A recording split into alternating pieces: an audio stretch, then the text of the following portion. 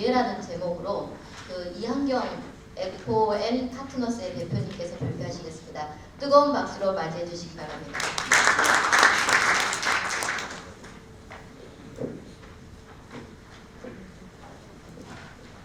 네, 방금 소개받은 저는 에코 앤 파트너스의 이한경이라고 합니다. 네, 저 사실 앞선 우리 교수님의 발제에 너무 푹 빠져서 들었고요. 제가 공감하는 부분이 너무 많았습니다. 저는 이제 그 컨설팅을 좀 오래 하다 보니까 아무래도 사업자 입장에서 좀 ESG를 어떻게 바라보고 있는지 그걸 좀 간접적으로 전달을 드리고 싶어서 오늘 좀 자료를 준비했습니다. 그래서 도전 과제와 새로운 사업 기회인데 사실 좀 많이 아시는 내용일 수도 있겠으나 이제 환경인으로서 어떤 도전 과제, 환경인으로서 어떤 사업 기회 이 부분은 좀 한번 제가 좀 강조드리고 싶어서 제가 이렇게 했고요. 크게 3개의 파트로 구성해서 좀 말씀을 드리겠습니다. 지금 산업계에서 ESG는 규제로 인식한 지 꽤 됐습니다. 왜냐하면 일정이 나왔거든요. 언제부터 어떻게 이런 부분들이 있어서 ESG는 예전에 우리가 지속 가능 경영, CSR 이런 이제 관점이 아니라 컴플라이언스 그 자체다 이렇게 인식을 하고 있는 거고 앞서서 교수님이 말씀하신 것처럼 사실 이거는 탄소 중립이라는 그런 큰 거대한 이슈를 금융기관이 재무적 영향으로 인식을 하게 됐고 다양한 방법으로 탄소 중립을 달성하겠지만 사실 산업계를 통해서 탄소 중립을 달성하는 그런 축에서 다양한 ESG 규제가 유형화돼서 나타나고 있다고 생각을 합니다. 그래서 금융규제, 산업규제, 무역규제 뭐 딱딱 맞진 않습니다만 제가 이제 크게 규제를 3가지 유형으로 좀 설명을 드리려고 하고요. 첫 번째 뒤에서 좀 설명을 드리도록 하겠습니다. 앞서서 좀 강조드렸던 그런 부분은 이제 제가 중복해서 말씀드리지는 않겠습니다만 일단 EU가 확정이 돼서 안이 나왔고 IFRS도 지금 이제 확정이 된 부분이 있고 미국만 지금 올해 내 또는 뭐 내년 이 정도로 지금 많이 나와 있는 부분인데요. 저는 이제 너무나 많은 이슈를 짧은 시간에 전달하기는 어려워서 그냥 샘플로 좀 설명을 드리려고 합니다. 환경과 관련된 공식 그 문건이요 5개예요. 네, 기후변화, E2는 오염관리이고요. 저희 사업장. 그 다음에 E3는 물과 수자원, E4는 생물다양성, E5는 자원순환경제입니다.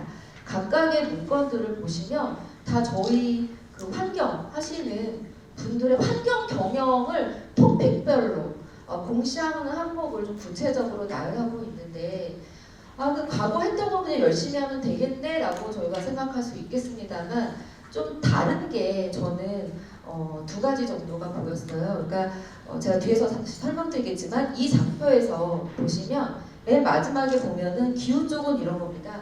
중요한 영향이 뭐냐 그걸 우리가 스스로 규명해야 되고요. 2번째는 그 영향이 재무적으로 어떤 비중을 갖느냐 어떤 영향을 갖느냐라고 하는 부분이 다 들어가 있습니다. 기후변화는 우리가 많이 공부가 되어 있어서 그렇습니다만은 오염관리를 물과 수자원을 생물다양성을 자원순환경제를 재무적 영향으로 그 다음에 각각의 이런 항목들의 중요한 영향을 우리가 스스로 규명하라고 그러니까 즉 뭐냐면 예전에는 객관식이었는데 지금은 좀 어려운 주관식이 나온 듯한 그런 느낌이 조금 다른 특이점이라고 생각이 들고요. 2번째는 이제 우리 글로벌 기업들은 그들과 거래하는 직접 협력사, 우리 이제 나라의 중소 중견 기업들이 직접적인 영향권에 있을 것 같은데 15년 전만 해도 전기전자, 자동차에 대해서 상당히 그 유해물질 그 대응을 하기 위해서 한번 산업계가 들었다 나섰던 적이 있었죠. 그거는 소재하고 부품만 컨트롤하면 됐는데 이제는 그 소재와 부품을 생산하는 우리 협력사의 사업장과 기업의 정책을 보겠다라고 하는 게 이거는 단순히 그냥 대상이 다른 게 아니라 그 범위와 복잡성 이런 것들이 좀 달라진다라는 그런 특징이 있습니다. 이거는 지속가능성 공시하고 직접 연계돼서 가동이 될 거로 지금 얘기가 되고 있고요. 지금 발효 발효는 아직 안 됐지만 조만간 발효되는 걸로 얘기가 되고 있습니다. 근데 제가 말씀드리고 싶은 건 뭐냐면 왼쪽에 이 화살표로 나열되어 있는 이 순서입니다. 이게 기업 정책의 내재화하는 거고요. 부정적 영향을 식별하는 거고요. 예방, 완화, 제거, 최소화 조치를 하셔야 되고 고충 처리 시스템 구축하고 모니터링, 실사 내용 공개, 이해관계 협의. 이게 이제 아주 어려운 주관식이라고 제가 말씀드리는 겁니다. 우리 기업이 스스로 이런 부분들을 갖추고 또 부정적 영향은 우리가 흔히 알고 있는 기후변화를 포함한 다양한 환경 영향 범주들을 얘기합니다. 이거 부정적 영향을 어떻게 식별할까요? 반복론이 정해져 있는 게 없습니다. 그리고 그걸 어떻게 해라라고 아주 이렇게 표준화되어서 이제 제시하기 참 어려운 얘기이고요. 근데 실상 그 세부적으로 뭘 볼까 이렇게 파고파고 들어가 보면 결국은 국제환경협약 그리고 그 협약을 각각 우리가 국가의 환경 규제로 저희가 작동을 하고 있는데 결국에는 이러한 부분에 대해서 컴플라이언스를 잘해라. 그리고 컴플라이언스를 잘할 수 있게끔 시스템을 만들어라 라고 하는 거로 저는 해석이 됐습니다. 우리나라의 환경 규제 준수 하면은 환경청이 관리 감독 나오고 지자체가 환경 감시하고 이런 걸로 이제 생각을 많이 하고 이 환경 규제에 대해서 당연히 준수해야 되고 안 걸리게끔 해야 되고 약간 그런 이제 이미지가 있었었죠 기존에는. 근데 이제는 이 컴플라이언스 한다라는 이 시스템 자체가 B2B의 거래 조건이 되는 그런 시사점을 좀 준다고 생각을 하고 있습니다. 그리고 이제 사실 제가 오늘 좀 강조드리고 싶은 부분이 제품 환경 규제입니다. 저는 사실은 제품 환경 쪽으로 이제 컨설팅을 시작을 했었는데요. 공시와 실사는 많이 알려져 있지만 우리가 예전에 전기전자 자동차에서 준수했던 거하고는 차원이 다르게 다양한 품목의 제품의 환경 규제가 지금 다가오고 있습니다. 그거는 이제 온실가스, 순환경제, 또 케미칼 이런 부분들을 다 아우르는 그런 규제이고요. 제가 이제 한번 이제 저도 이렇게까지 할 정도로 한번 업데이트를 해봤는데 지금 발효 시기를 한번 보시면요. 대부분 다 2023년입니다. 네, 그러니까 새로 들어온 것도 많고요. 과거에 있던 거가 디렉티브에서 레귤레이션을 바꾸면서 강화된 것들이 꽤 많이 있고요. 그리고 앞으로 1년, 2년 후에 이제 확정을 하겠다 이런 부분들이 있습니다. 근데 특징을 좀 보면은 과거에는 전기전자 자동차, 품목, 그다음에 유해화학물질 사용 제한, 재활용의 책임을 부과하는 요 정도였습니다. 지금은 대상 품목이 철강에서부터 시작해서 여러 그런 이제 내구재가 다 대상이 되고요. 그다음에 제품의 정과정 관리를 요구하고 또 서스테너빌리티라고 해서 제품의 안전성, 그다음에 얘가 폐기되는 단계에서 여러 가지 그런 소셜 이슈 이런 부분들을 요구하고 있습니다. 그래서 상당히 포괄적이고 오른쪽이 좀 재밌어요. 오른쪽이 이제 뒤에서 제가 출처를 말씀해 드리겠지만 나스닥 리포트인데 글로벌 그 상장기업 100대 ESG 리더들한테 ESG 토픽 중에 뭐가 제일 지금 중요하냐 했는데 전에는 1번이 기후변화였습니다. 지금은 기후변화가 5위고요. 1등이 프로덕트 스튜어드십, 즉 제품 책임주에서 제품과 관련된 정과정을 관리하는 이 부분이 좀 최근 이게 8월 보고서입니다. 그래서 그런 상황을 좀 보여주고 있지 않나 그런 생각이 듭니다. 제가 뒤에서 이제 규제별로 지금 직면하고 있는 우리 기업들이 어떤 애로사항이 있는지를 한번 이제 그 설명을 좀 드려보려고 하는데요. 시간 관계상 짧게 좀 말씀을 드리겠습니다. 지금 10월부터 탄소국경 조정제도 대응하고 있어요. 철강업계가. 근데 철강업계 하면은 우리가 포스코라든가 동국제강이라든가 되게 큰 철강 회사들을 여러분들이 생각을 하시는데 의외로 그 철강 제품을 가져와서 그 완제품을 만드는 중소기업이 되게 많더라고요. 몇백 개가 되는 거예요.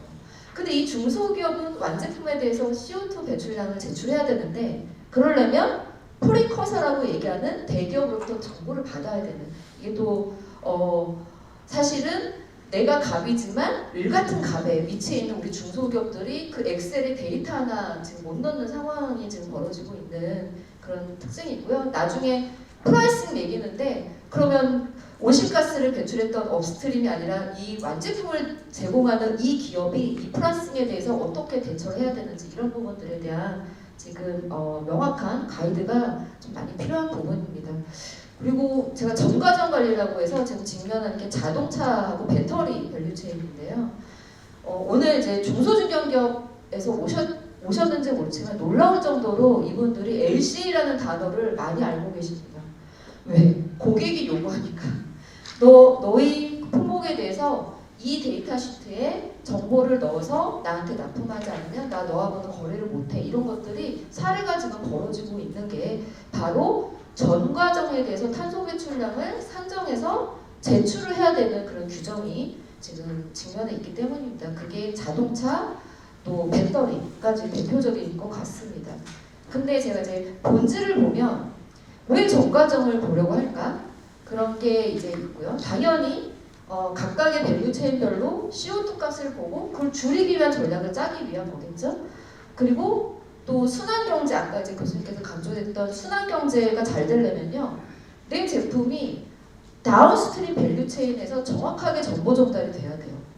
얘를 분해할 때 폭발 위험성이 있으면 안 되고, 또 얘가 재활용 시설에 들어가서 고장을 야기하면 안 되지 않습니까? 그러니까 그러한 정보 전달이 잘 돼야 돼서 디지털 패스포트라고 해서 우리 유럽에 가면 여권 내듯이 이제 유럽에 수입되는 제품에 디지털 패스포트를 요구한다라는 건데, 거기 핵심은 트랜스페런시, 트레이서빌리티. 즉 이 제품의 추적이 가능하게끔, 그 다음에 이 제품에 대한 순환경제가 가능하게끔 업스트림과 다운스트림에 대한 정확한 정보 제공. 이게 이제 핵심의 트렌드입니다. 그리고 이제 에코디자인은 제가 참 할 말이 많은데, 이게 사실 유넷 가이드라인이 발간이 돼서 20년 전에 환경부가 우리 산업계 에코디자인을 이렇게 촉진하기 위해서 가이드도 만들고 소프트웨어도 만들었던 단어예요. 근데 자발적으로 이게 이제 생겼는데 이게 완전 레귤레이션이 됐습니다.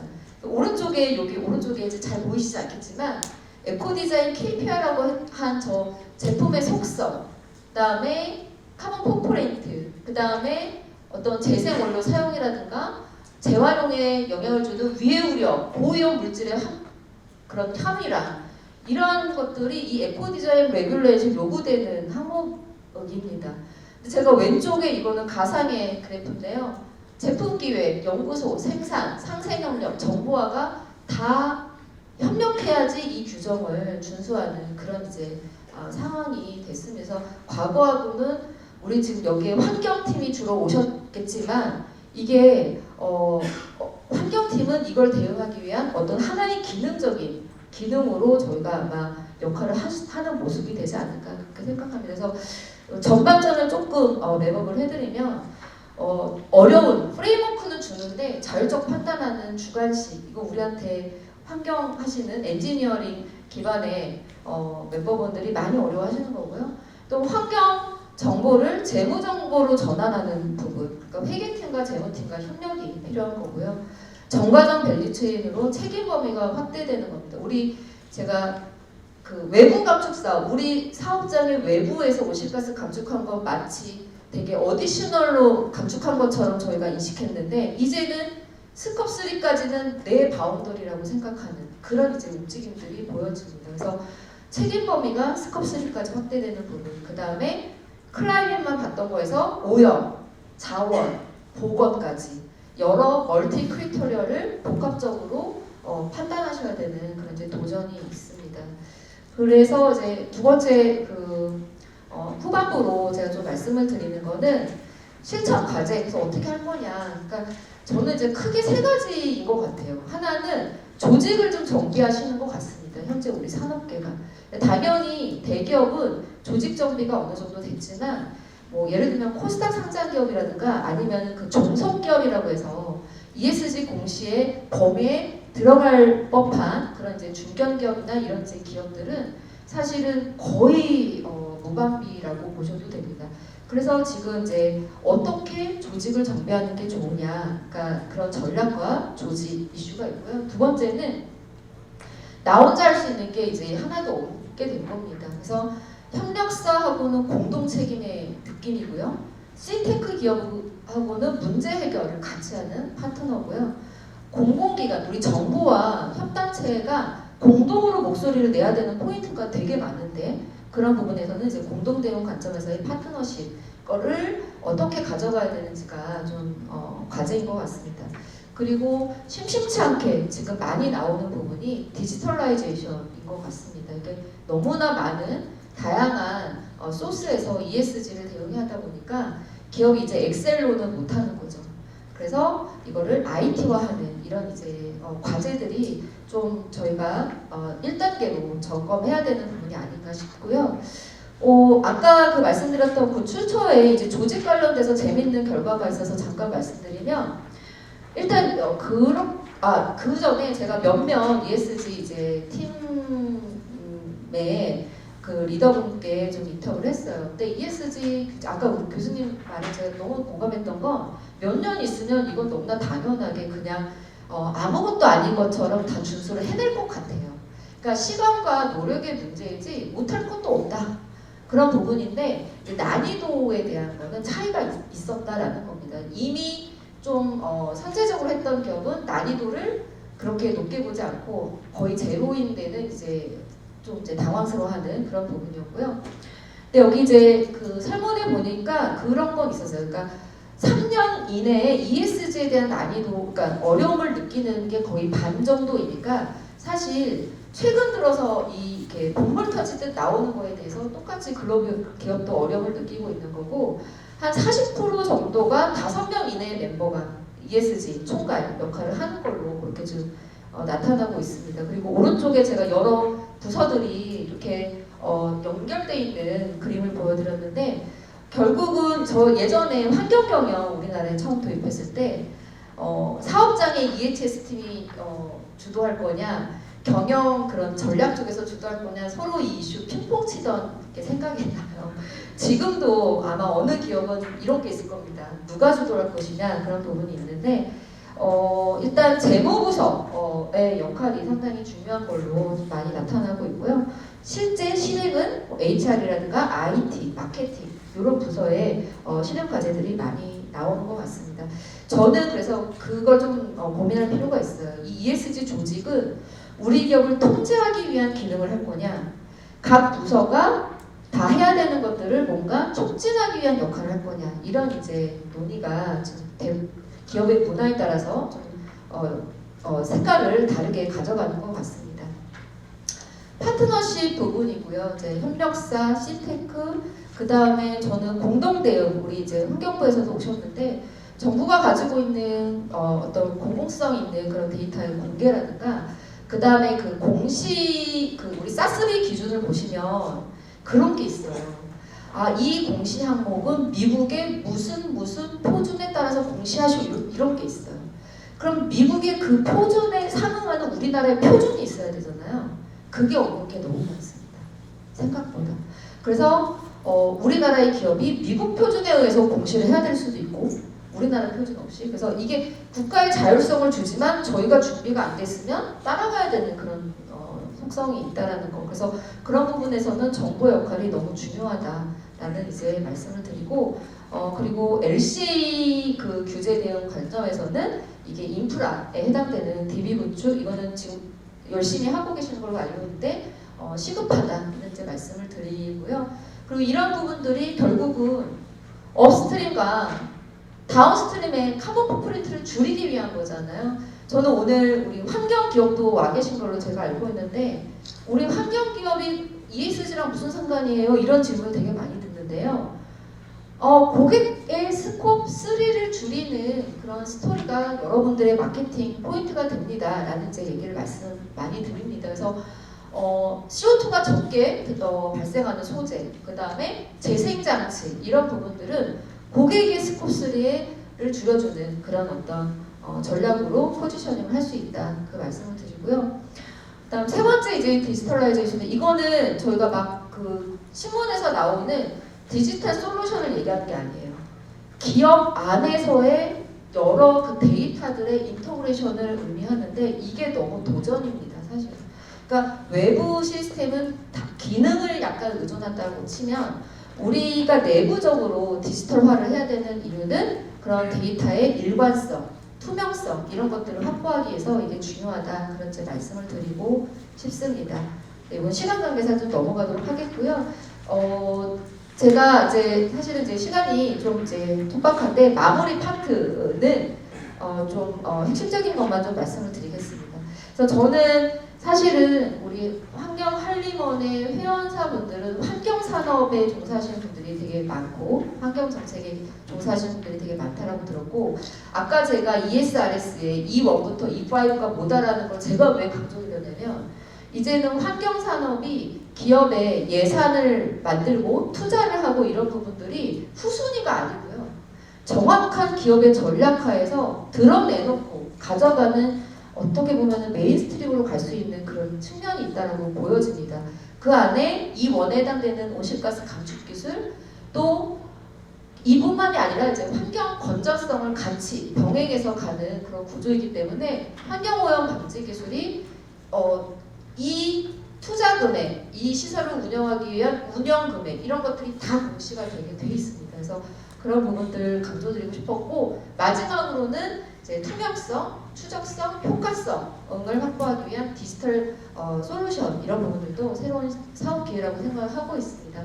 네, 온실가스 감축 수단 이제 이런 거를 강조하려고 했던 건 아니고 그러다 보니까 이제 그런 탄소 중립에 기여를 하면서 새로운 우리 환경 산업의 유망 분야로 좀 밸류 체인을 다시 점검해 볼 필요가 있다 이 말씀을 드리고 싶고요.